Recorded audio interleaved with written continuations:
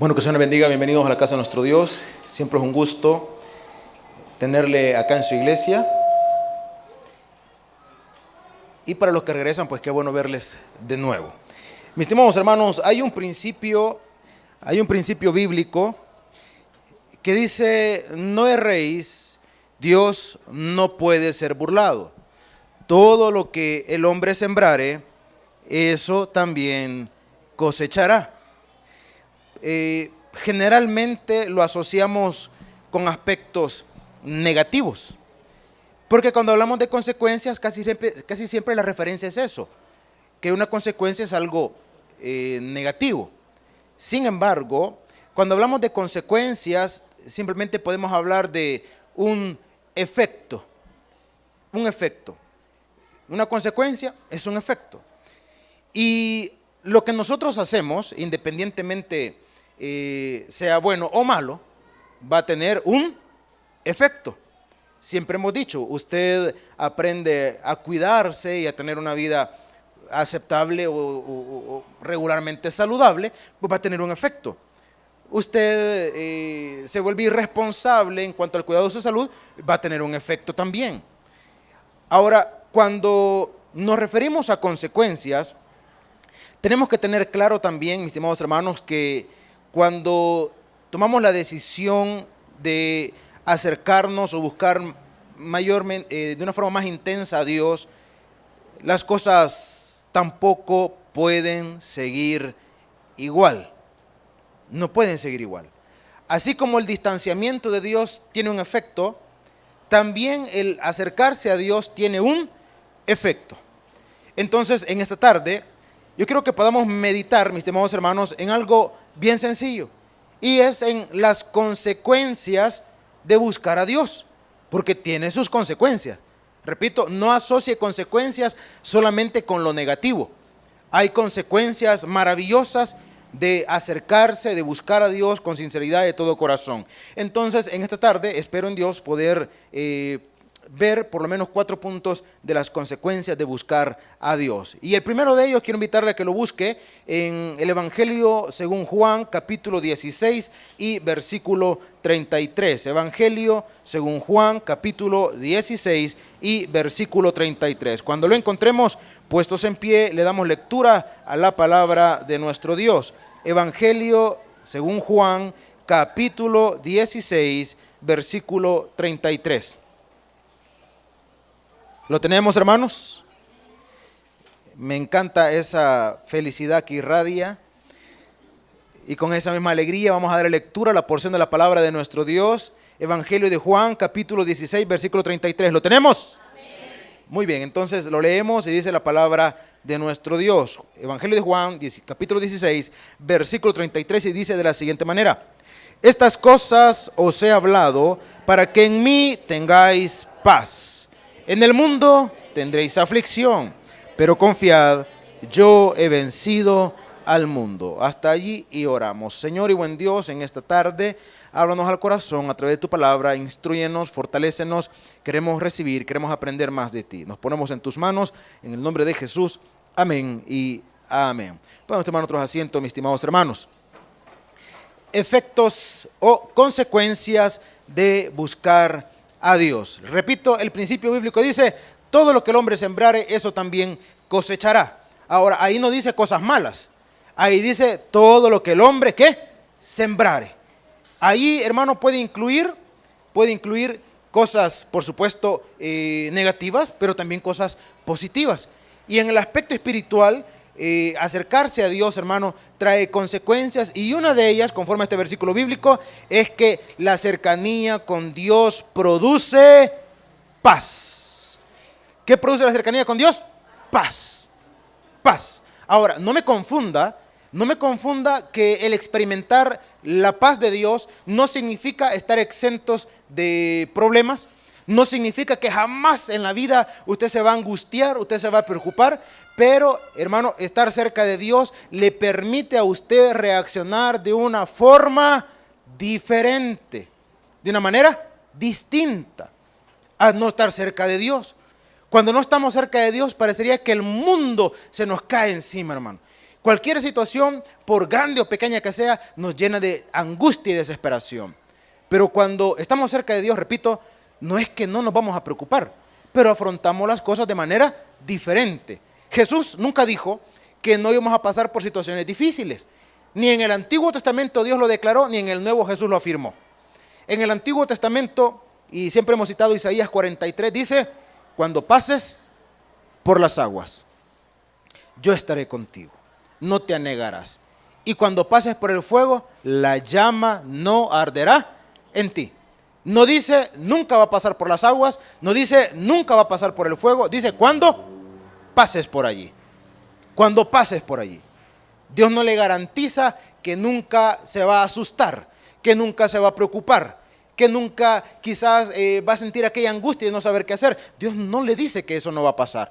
Dios le dice que cuando esté allí o cuando llegue allí, Él va a estar al lado suyo y Él le va a producir, ¿el qué, hermanos? Paz. En el versículo que acabamos de leer, Jesucristo dijo: estas cosas os he hablado para que en mí tengáis, ¿qué dice? Qué dinámicos andan hoy, hermanos, ¿qué les pasa? ¿Qué dice, hermano? Para que en mí tengáis, ¿qué? En el mundo tendréis, ¿qué? Aflicción. O sea, no está diciendo nunca se va a preocupar, dice va a tener aflicción. Dice en algún momento se va a preocupar, en algún momento se va a angustiar. Pero cuando eso pase, cuando eso suceda, dice la Escritura, fíjese bien, pero, ¿qué dice, hermanos? Confiad. Confiad. Esa palabra, confiad, si la vemos de manera superficial, quizá no lograríamos entenderle la magnitud de lo que Dios, hermano, espera que nosotros la entendamos. Yo pretendo ilustrársela de la siguiente manera. Por ejemplo, cuando somos pequeños y algo nos produce miedo, somos pequeños y algo nos produce miedo, hermano, y tenemos la bendición de papá o mamá. Cuando somos pequeños acudimos a esa figura que nos produce seguridad. Esa figura que nos produce seguridad puede ser papá, mamá, la abuelita, el abuelito, el tío, quien sea, pero que le produce a usted seguridad. ¿Cuántos valientes? Bueno, primero valientas.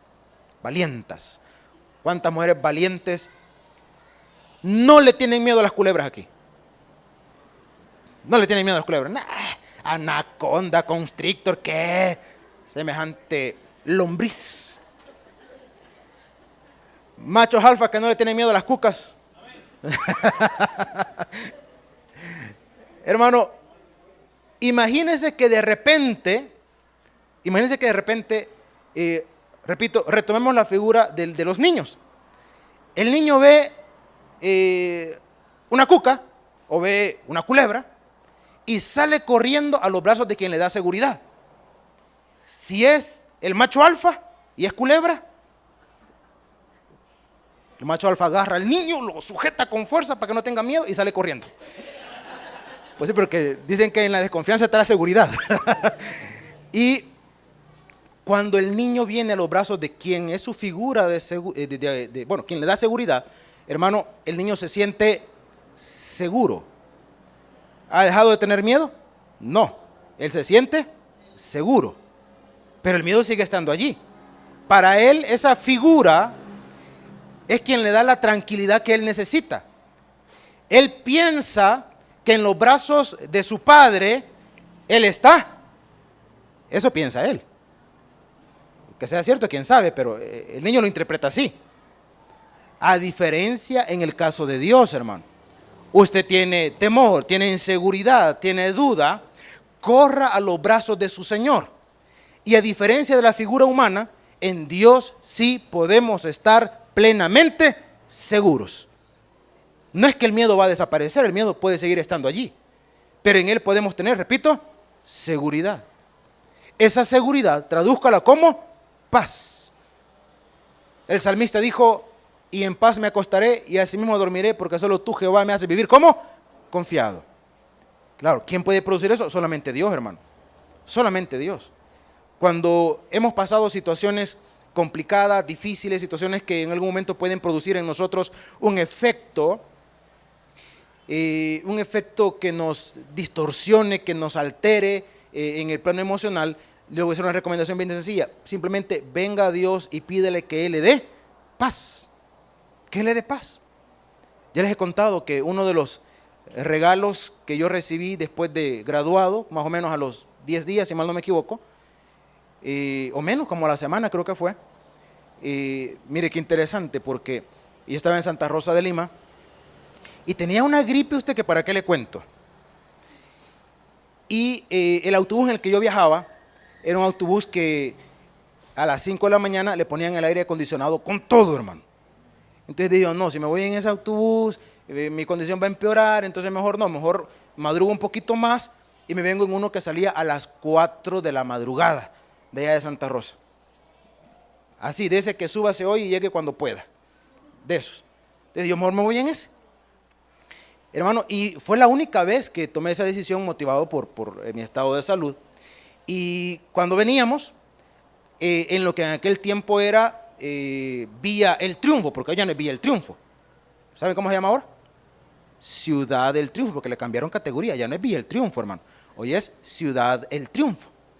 Antes de llegar a Vía El Triunfo, no me pregunte qué sucedió, porque yo venía en oración en ese momento, así en el asiento del bus, ¿verdad? Antes de las 6, faltaban como unos 10 minutos para las 6 de la mañana.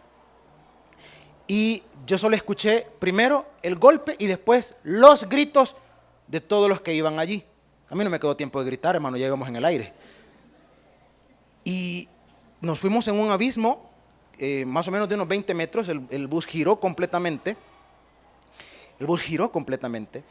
Y gracias a Dios que no hubieron fallecidos ni situaciones mayormente trágicas. Gracias a Dios que no lo hubo. Y hoy que me acuerdo, hasta la gripe se me quitó. Fíjate que después de ella ya no me acuerdo, así que es un buen método, de seguro ha de funcionar bien. Hermanos, la condición, la situación tan, ¿qué le puedo decir? Que lo afecta a uno tanto, porque pues no es fácil. Hay personas, bueno, uno lo había escuchado, yo lo había escuchado, hermano. Yo lo había escuchado, decía, mire, en una situación tan difícil, uno piensa o uno ve que la vida, hermano, es una película que pasa en fracciones de segundos. Y algo de razón tiene, fíjese. Algo de razón tiene. Cuando esa situación aconteció, yo literalmente percibí que toda mi historia pasó así y se lo pensé, ay, se va a poner a llorar mi viejita, dije yo. Bueno, ni modo, ¿qué le vamos a hacer? Cuando salimos de ahí, mi oración fue sencilla. Simplemente le dije, Señor, mire mi preocupación, que pueda dormir, le dije. Porque no vaya a ser que la noche no pueda conciliar el sueño por la situación, ¿verdad? Porque uno puede ser muy macho, hermano, pero le da miedo. No, le da miedo a cualquiera. Le dije, no, Señor, que pueda descansar, que pueda dormir. Cuando la última experiencia que tuvimos hace 15 días, hermano, mi oración fue la misma. Señor, que pueda dormir. Doy fe de que ha sido así, hermanos. Ha sido así, y hasta me ha aumentado un poquito más la intensidad quizás, ¿verdad? Entonces, cuando hay una situación que le genere angustia, preocupación y que pueda alterar en algún momento su estado de ánimo, su oración tiene que ser sencilla. Señor, dame paz. ¿Qué necesitamos? Paz. Y si usted tiene una relación con Él, hermano, Él le va a producir a usted la paz que usted necesita. Repito, no es que no se va a preocupar, no es que nunca se va a asustar, no es que no va a pasar por un momento de angustia, por supuesto que sí. Jesús lo está diciendo aquí, en el mundo tendréis aflicción, pero confiad, yo he vencido al mundo. Entonces, estar cerca de Dios, ¿qué produce, hermanos? Paz. Una consecuencia de estar cerca de Dios produce paz. Mire, a mí me sorprende cómo hay personas, hay creyentes que, bueno, cada quien con sus situaciones, con sus problemas, con las cosas que le afectan, pero pongámoslo en el plano económico. Hay personas que están pasando por situaciones económicas complicadas, difíciles, y usted no los ve preocupados. Pero mire, ¿y cómo va a ser? Que vea a Dios cómo hace. Pero mire, para la comida de mañana, cada día trae su propio afán. Mire, ¿cómo he estado haciendo? A saber, pero hambre no hemos aguantado. Yo conozco varios testimonios de gente que dice, mire, la cosa ha estado difícil, ha estado complicada. Y uno espera ver los que han bajado unos sus 10 libras, ¿cuál? Han aumentado 5. Mire, ¿cómo es que aumentan y no hay para comer? No sé. Ese tamal alimenta el triple, hermano. Entonces, la cercanía con Dios produce paz. La Escritura, bueno, Jesucristo mismo nos lo confirma, dice, estas cosas os he hablado para que en mí tengáis paz. Ahora, veamos otro efecto o otra consecuencia de buscar a Dios. La primera dijimos, produce paz. Número 2, váyase a la primera carta de Pedro, capítulo 1 y versículo 3. Primera carta del apóstol Pedro, capítulo 1 y versículo 3 y versículo 4. Capítulo 1, primera carta de Pedro, capítulo 1, versículo 3 y 4. Si le cuesta encontrarlo es porque está en la sección páginas pegadas, nunca antes descubiertas, donde huele a nuevo todavía. ¿Lo tiene, hermano? Si no lo ha encontrado, créalo por fe. Muy bien, dice la palabra del Señor. Primera carta de Pedro, capítulo 1, versículo 3 y 4, nos dice lo siguiente.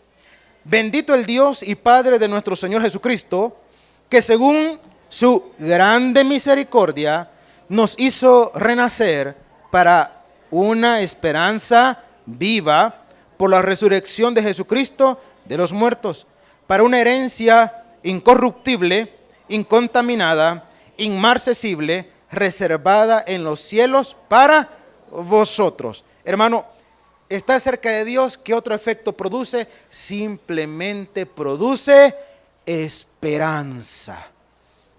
Estar cerca de Dios, ¿qué produce? Esperanza. Esperanza. Pongámonos en contexto, hermano. En contexto político. Bueno, en contexto de contienda política, ¿verdad? A mí me causa gracia y me divierte cuando veo toda esa cuestión de la política, porque en la política es tan sencillo que el candidato dice, si yo gano, olvídense, les ofrezco el paraíso. Si gana el otro, olvídense, van a tener un infierno. Esa es toda la contienda política, hermano. Eso es todo. Eso es todo. Si yo gano, tienen el paraíso. Si aquel gana, tienen el infierno. ¿Y sabe qué es lo triste? Que hay gente que se lo cree, hermano. Eso es lo triste. Hay gente que se lo cree. Que piensa que si fulano gana, ya la hicimos. Yo le pregunto, ¿en quién está puesta su esperanza, hermano? ¿En quién está puesta su esperanza? ¿En un político? Cualquiera que sea. Porque si su esperanza está puesta en un político, ya se amoló, hermano. Ya se amoló. Si su esperanza está puesta en Dios, cualquiera que gane. Cualquiera que gane. Y por eso yo le digo, vamos. Bueno, no, o sea, vamos a seguir buscando a Dios. Hermano, cualquiera que gane, su esperanza tiene que estar puesta ¿en quién? En Dios. Y ustedes porque ríen del hermano, malvados que son. Hermanos, si su esperanza está puesta en Dios, mire, ¿qué importa? ¿Qué importa? ¿De quién dependemos nosotros? De Dios. De Dios. Entonces, a su criterio, y lo voy a poner en este plano, a su criterio, si a su criterio llegase a ganar el peor, usted sigue confiando en Dios y su condición va a ser mejor. Dije, si usted sigue confiando en ¿quién? En Dios. Sigue confiando en Dios. Mis estimados hermanos, porque estar cerca de Dios produce esperanza. Produce esperanza.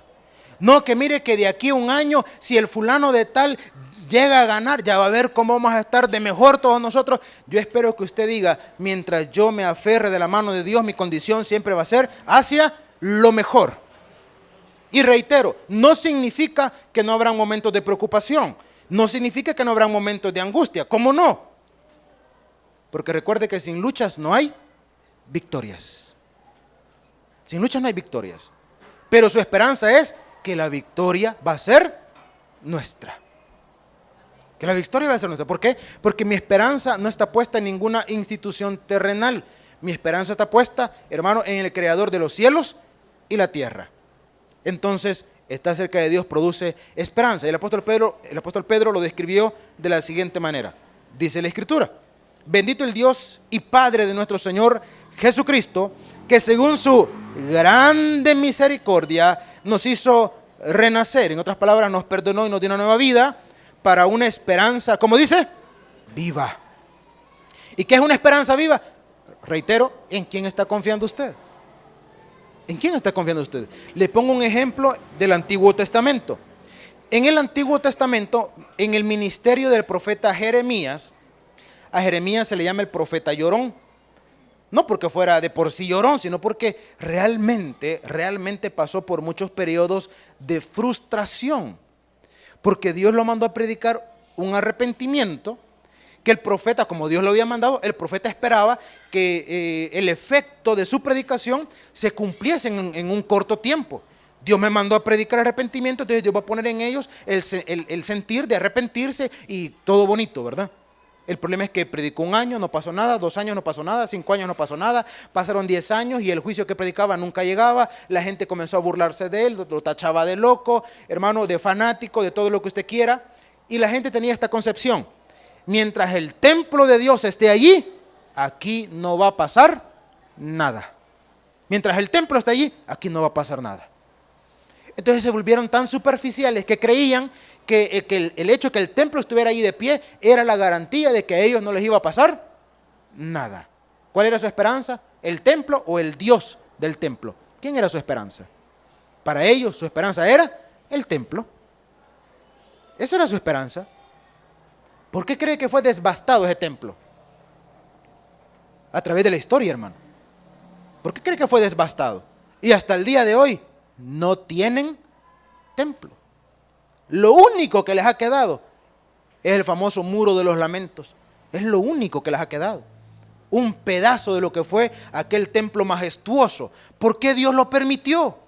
Y no era su casa, no era su lugar de adoración. ¿Por qué Dios lo permitió? Por una razón. Porque tenían mucha más confianza en el templo que en el Dios del templo. Entonces el Dios del templo, que es celoso y no comparte su gloria con nadie, dijo: pues deshagamos el templo, para que su esperanza no esté puesta en una institución terrenal, sino en aquel que es el creador de todas las cosas. Mis estimados hermanos, la relación con Dios, como he dicho, una consecuencia de buscar a Dios es que Él produce una esperanza viva. Y el siguiente versículo nos dice: para una herencia incorruptible, en otras palabras, que no se presta para lo negativo, para lo malo, incontaminada, pura e inmarcesible, que no se marchita, reservada en los cielos para vosotros. Ese es el efecto de tener una relación con Dios. Ahora, veamos otro punto, mis estimados hermanos. Váyase por favor a la segunda carta a los Corintios, capítulo 5 y versículo 17. Segunda carta a los Corintios, capítulo 5. Ahí cerquita lo tiene. Segunda carta a los Corintios, capítulo 5, versículo 17. Ya decíamos, el primer efecto, mis estimados hermanos, es que Él produce paz. El segundo efecto, que produce esperanza. Y el tercer efecto, o la tercera consecuencia de buscar a Dios, es que Él produce restauración. Segunda carta a los Corintios, capítulo 5, versículo 17, nos dice lo siguiente. ¿Lo tenemos? A ver, leámoslo juntos. Dice: de modo que si alguno está en Cristo, nueva criatura es, las cosas viejas pasaron, he aquí todas son hechas. Hay gente que tiene afición por las cosas antiguas, le llaman coleccionadores o coleccionistas. Pero lo interesante es de aquellos que tienen esa afición por lo antiguo, es que no es que les guste lo desgastado, lo maltratado, lo quebrado o lo dañado. Es todo lo contrario. El punto es que aquello que pueda tener tantos años, qué sé yo, 50, 60, 80, 100, más de 100 años, los coleccionistas, lo que les encanta y muchas de sus grandes aficiones es poder restaurar aquella condición. Cuanto más años tenga y cuanto más parezca nuevo, ese es el éxito de estas personas. Y eso que tiene tantos años y que parece nuevo, a ese proceso se le llama restauración. Restauración. En el país, acá existe una afición que hasta ha sido motivo de exhibiciones y todo eso, los que les gusta reparar los famosos carros o vehículos clásicos. Hay gente, hermano, que en realidad, mire, no encuentro otra palabra para podérselo describir. Hay gente que de verdad se manda a usted, se manda. a tal punto que dejan esos vehículos, hermanos, con una calidad incluso mejor que cuando eran nuevos. Incluso mejor. Una calidad de pintura, unos accesorios y unas cosas que uno se queda definitivamente admirado por el trabajo que han realizado. A ese trabajo, repito, se le llama restauración. Volver algo como era en su estado original. Entonces, acercarse a Dios, hermano, produce restauración en la vida del ser humano. ¿Cuántas cosas, y aquí cabemos todos, hermano, cuántas cosas o cuál era mi condición de vida antes de Dios? Independientemente usted diga que era bueno, que era malo, hermano, lejos de Dios todos estábamos perdidos. Lejos de Dios todos estábamos sin esperanza. Lejos de Dios, hermano, estábamos simple y sencillamente bajo la ira de Dios. Él nos tomó, Él nos rescató, por fe nos acercamos a Él y Él en su gracia y su misericordia, ¿qué produjo en nosotros? Nos restauró. Delante de Él, hermano. Delante de la gente probablemente las cosas no hayan cambiado mucho, pero delante de Dios sí. Dios ya no nos ve como lo que alguna vez fuimos. Dios nos ve como nuevas criaturas. Y por eso con propiedad podemos decir que, hermano, ¿qué debemos delante de Dios? Delante de Dios no debemos nada. Nada. ¿Por qué razón? Porque Él me ha perdonado y me ha restaurado. Entonces, ¿qué produce estar cerca de Dios? Restauración. Restauración espiritual. Antes de Dios, usted podía tener toda la desconfianza del mundo y dudar si es que Dios realmente me escucha. ¿Será que Dios me escucha? ¿Será que Dios atiende mi oración? Ahora que usted es un hijo de Dios, usted con propiedad puede decir, yo sé que Dios me escucha. Yo sé, y si en algún momento usted le toca dar palabras para animar a alguien y si esa persona le dice, ay, ojalá Dios lo oiga, usted con propiedad dígale, es que me oye. Ay, qué arrogante. No, no es ser arrogante, es la verdad. ¿O acaso a usted no lo oye Dios, hermano? Porque si a usted no lo oye Dios, le invito a que lo reciba después del culto, después de la predicación. Porque usted con propiedad puede decir, a mí Dios me oye. Una cosa es que usted tenga la seguridad que Dios le oye y otra cosa es que Dios le complazca todo lo que usted le pide en el momento que usted lo quiere. Eso es otra cosa, hermano. Yo siempre he dicho, Él no es nuestro esclavo, Él es nuestro Dios. Él no está sujeto a hacer todo lo que yo le pida. Pero eso no quiere decir que Él no me escucha. Por supuesto que nos escucha. Por supuesto que atiende sus oraciones. Y Él tiene un tiempo y un plan perfecto. Y en ese tiempo y plan perfecto, la manifestación de Dios, hermano, será evidente en su vida. Ahora, el detalle es, ¿qué es lo que me permite tener esa relación con Él? La restauración que Él ha operado en mí. Eso es lo que lo permite. Y solamente es posible a través de Jesucristo. Simple y sencillamente. Mis estimados hermanos, y veamos un último texto, por favor. Esta porción me encanta mucho. Proverbios capítulo 3, versículos 5 y 6. Decíamos, otro efecto o otra consecuencia de buscar a Dios es que produce restauración. Capítulo 3 de Proverbios, después de los Salmos, casi en medio de su Biblia, capítulo 3, versículo 5 de Proverbios. ¿Lo tenemos, hermanos? Capítulo 3, versículo 5. Dice la palabra del Señor. A ver, lo leemos juntos, 5 y 6. Dice la palabra del Señor. Fíate de Jehová de todo tu corazón y no te apoyes en tu propia prudencia. Reconócelo en todos tus caminos y Él enderezará tus veredas. Hermano, ¿cuál es el otro efecto que ocasiona estar cerca de Dios? Se lo voy a resumir de esta forma. Estar cerca de Dios le da sentido a nuestra vida. Estar cerca de Dios le da sentido a nuestra vida. Le da sentido a nuestra vida. Porque Él nos da la orientación que nosotros necesitamos. Por supuesto, si usted se lo pide. Porque si no se lo pide, pues no hay problema. No hay problema. Podemos continuar, hermano, perdidos en el camino. Podemos continuar por veredas que no nos van a llevar a ninguna parte. Pero si usted se lo pide a Dios, hermano, Él le da sentido a su vida. Y se lo quiero traducir de esta manera. ¿Qué le da sentido a la vida del ser humano? Ninguna cosa, hermano, nada ni nadie le da sentido a la vida del ser humano más que Dios.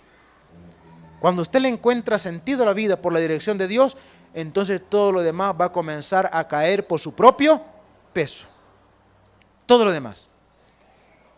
Si usted quiere buscar o quiere encontrarle sentido a la vida lejos de Dios, hermano, va a desgastar su vida y nunca su vida va a tener sentido. Porque va a creer que son las cosas, o todo lo terrenal, o todo lo pasajero, va a creer que eso realmente le da sentido a la vida. Eso no le da sentido a la vida. En ningún momento. En ningún momento. Piense materialmente hablando o terrenalmente hablando, piense en todo lo que quiera. Y esta semana o la semana pasada, si no me equivoco, le citaba el caso de Salomón. Salomón, en resumidas cuentas, dice: no negué nada que mis ojos contemplaran. Todo lo que él quiso, todo lo tuvo. Todo, todo, todo, hermano. Mire, y esto, también eso. Y esto otro, también. Todo lo que el tipo quiso, todo lo tuvo. Pero al final de su vida, siendo él un anciano, cuando escribe Eclesiastés, a mí me encanta mucho el libro de Eclesiastés porque cuando uno lo lee, uno piensa que es un libro pesimista, que es un libro negativo, porque continuamente pasa diciendo: vanidad de vanidades, todo es vanidad. Y usted lee el libro y dice: es que todo es vanidad para Salomón. Cuando dice vanidad en el contexto de Eclesiastés, está diciendo todo es pasajero, todo es vano, todo es transitorio, todo, todo. A eso se refiere. No se refiere a la vanidad en el aspecto, digamos, de la malicia o de quererse ver bien. No está hablando de eso. Está diciendo todo es pasajero, todo es transitorio. Todo, todo. Y mis estimados hermanos, y es que Salomón no es que sea un pesimista, un negativo. No es que sea alguien, hermano, que digamos, que trate de ser un matafé, si lo ponemos en estas palabras. No es esa la condición de Salomón. Lo que Salomón pretende decir es: todo lo que el ser humano se afana en la vida y cree que a través de lo material va a poder satisfacer el vacío de su corazón, está totalmente equivocado. Porque lo que le da sentido a la vida del individuo, y lo dice en el último capítulo, capítulo 13 de Eclesiastés, es: teme a Dios y guarda sus mandamientos, porque esto es el todo del hombre. Tome en cuenta a Dios y todo lo demás va a comenzar a tener sentido en su vida. No lo tome en cuenta y su vida jamás tendrá sentido. Jamás. Por eso es que hay personas que humanamente parecería que lo han alcanzado todo. Humanamente parecería que lo han alcanzado todo. No me canso de contarles de ese individuo, ese profesional, ese médico con su especialidad, es un ortopeda, posgrados en Europa, el hombre. Él se encarga de contarle a todo el mundo toda la infancia triste que él tuvo. Yo de chiquito, ni juguetes tenía, de bolsa plástica hacíamos pelota. Y yo de chiquito, sí, pero de chiquito, pero hoy andaban, la última vez que lo vi andaba manejando un Mercedes-Benz, hermano. Y su historia puede ser, digamos, interesante. Después de no tener, o después de vivir una infancia quizás difícil, complicada, pudo salir adelante, económicamente estable, con un reconocimiento profesional aceptable, con una buena posición, con una buena economía. Pero este individuo me dijo en una oportunidad: la felicidad no existe. Eso es mentira, me dijo. La felicidad no existe. Y le digo: el hecho que usted no sea feliz no significa que la felicidad no exista. Humanamente el hombre podía tenerlo todo: reconocimientos, títulos, una profesión, dinero. Podía haberlo tenido, repito, humanamente pudo haberlo tenido todo. Pero interiormente el tipo seguía siendo aquel pobre niño de escasos recursos que no tenía ni para comprarse una pelota. ¿Y por qué manejando un buen carro? ¿Por qué teniendo buenos ingresos? ¿Por qué no supera aquella condición? Por una sencilla razón: porque su vida, hermano, cuando lo conocí quizás tendría alrededor de unos 50 años, porque su vida a los 50 años todavía carecía de sentido. Todavía carecía de sentido. Y hay personas que no han logrado todo lo que este fulano ha logrado, pero han conocido la felicidad. No me canso de contarles de aquella señora que estaba velando a su esposo, ancianos ya ambos. Ella había tenido alrededor de, no recuerdo si 11 o 9 hijos, no recuerdo la cantidad exacta, pero eran varios, hermano. Eran varios. Le ponía el punto de referencia, ellos habían vivido en un pequeño lugar de Usulután que se llama San Francisco Javier. En la época del conflicto armado, que ese lugarcito fue casi devastado, no había energía eléctrica, no había agua potable, hermano, no había nada, más que unas pocas casas.